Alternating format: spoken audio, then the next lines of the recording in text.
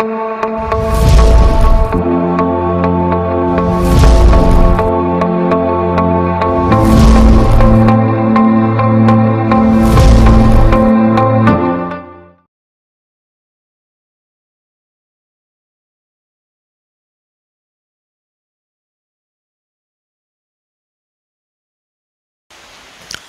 हम लोग डिस्कस करेंगे डीआर 0166 क्वेश्चन।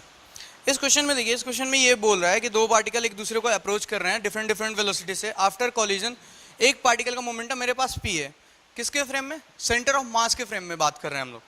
तो हम लोग को दूसरे पार्टिकल का मोमेंटम बताना है।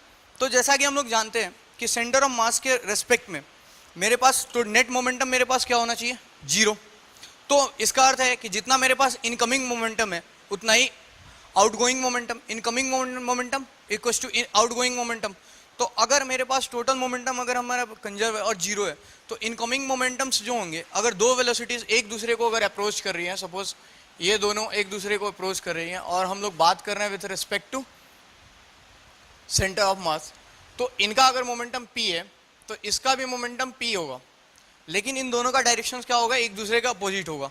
तभी जाके मेरा p1 plus p2 is equal to क्या होगा? p minus p is equal to 0 होगा। तो इनकमिंग मोमेंटम आउटगोइंग मोमेंटम दोनों में सिमिलर रिलेशन होता है। तो अगर मेरा आउटगोइंग मोमेंटम अगर फर्स्ट पार्टिकल का अगर p दिया हुआ है तो दूसरे पार्टिकल का क्या हो जाएगा? Minus p। लेकिन एक चीज ध्यान देने वाली बात है कि ये सारे के सारे वेक्टर फॉर्म में होते हैं, इसीलिए ये वेक्टर फॉर्म के लिए वैलिड इक्वेशन है बस।